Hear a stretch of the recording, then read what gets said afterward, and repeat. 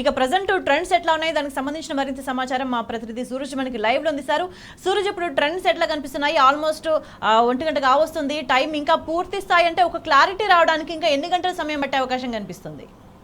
స్వేచ్ఛ ఖచ్చితంగా సాయంత్రం కల్లా కూడా స్పష్టత వచ్చే అవకాశాలు కనిపిస్తలేదు. ఎందుకంటే ఇప్పటివరకు లెక్కింపు సగంగా మాత్రమే కనిపిస్తుంది. ఇంకా సగం లెక్కింపు జరగాల్సిన అవసరం ఉన్న నేపథ్యంలో సాయంత్రం వరకు ఒక స్పష్టత వచ్చే అవకాశాలు కనిపిస్తున్నాయి. ఏదేమైనప్పటికీ కూడా సాధారణ ఎన్నికలు అంటే పార్లమెంటు ఎన్నికల ఫలితాలు ఆసక్తికరమైన దిశలో పయనిస్తున్నాయని చెప్పాల్సి ఉంటుంది.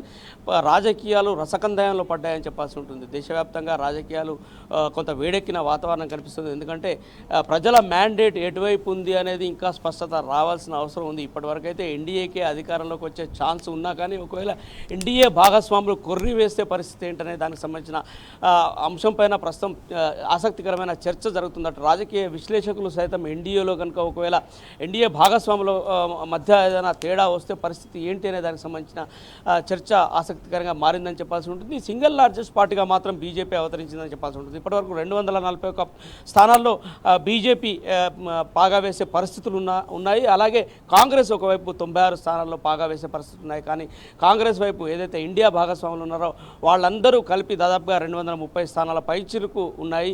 సమాజ్వాదీ పార్టీ ఉత్తరప్రదేశ్లో పెద్ద దెబ్బ కొట్టిందని చెప్పాల్సి ఉంటుంది. దాదాపుగా 33 సీట్లలో సమాజ్వాదీ పార్టీ ఎంపీలు పాగా వేసే అవకాశాలు చాలా స్పష్టంగా కనిపిస్తున్నాయి. దేశ రాజకీయ యవనికకు గుండెకాయ వంటిది ఉత్తరప్రదేశ్లో బీజేపీకి భారీగా దెబ్బ తగిలిందని చెప్పాల్సి ఉంటుంది. అక్కడ బీజేపీ తిరోగమనం స్థితిలో ఉందని చెప్పాల్సి ఉంటుంది. దాంతోపాటు మరో పెద్ద రాష్ట్రమైన రాజస్థాన్ కూడా భారీ స్థాయిలో దెబ్బ కొట్టింది. ఇటు దక్షిణాది రాష్ట్రాలు ఈసారి బీజేపీ వైపు ఉన్నాయి, ఎన్డీఏ పక్షాన నిలిచాయని చెప్పేసి చాలా స్పష్టంగా చెప్పాల్సి ఉంటుంది. ఎందుకంటే అటు కర్ణాటకలో 20 పైచిలకు స్థానాల్లో బీజేపీ ఎన్డీఏ కూటమి పాగా వేసే పరిస్థితులు ఉన్నాయి.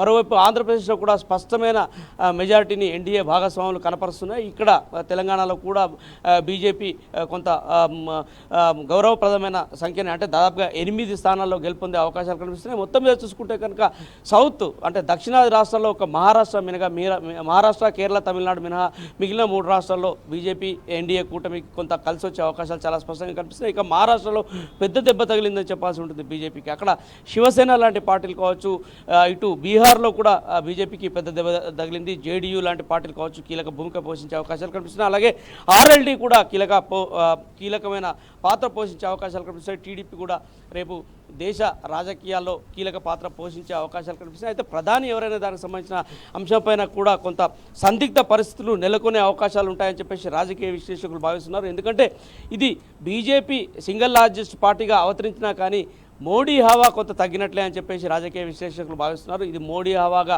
పరిగణించకపోయిన క్రమంలో ఒకవేళ బీజేపీ కానీ లేదా ఈ బీజేపీ ఇలా ఇతర రైటిస్ట్ పార్టీలకు కేంద్ర బిందువుగా ఉండే ఆర్ఎస్ఎస్ కానీ వాటి ఆలోచన విధానం ఎట్లుంటుందనే దానిపైన కూడా ప్రస్తుతం ఆసక్తికరమైన చర్చ సాగుతుందని చెప్పాల్సి ఉంటుంది. ఒకవేళ ఆర్ఎస్ఎస్ హెడ్ క్వార్టర్ ఏదైనా నిర్ణయం చేస్తే నితిన్ గడ్కరీకి ఏమైనా అవకాశాలు ఉంటాయనే దానికి సంబంధించిన చర్చ కూడా ప్రస్తుతం బీజేపీ వర్గాల్లో జరుగుతుంది. ఏదేమైనప్పటికీ కూడా కొన్ని ఆసక్తికరమైన రాజకీయ పరిణామాలు ఇవాళ సాయంత్రం కానీ రేపు కానీ చోటు చేసుకునే అవకాశాలు స్పష్టంగా కనిపిస్తున్నాయి. ఇప్పటివరకైతే జనం ఎన్డీఏ పక్షాన నిలిచినట్టుగా కనిపిస్తుంది. ఎన్డీఏ భాగస్వామ్యంలో కనుక పొరపచ్చాలు వస్తే వాళ్ళ మధ్యలో తేడాలు వస్తే ఏంటనే దానికి సంబంధించిన చర్చ కొంత ఆసక్తికరంగా మారిందని చెప్పాల్సి ఉంటుంది. స్వేచ్ఛ. రైట్ సూరజ్.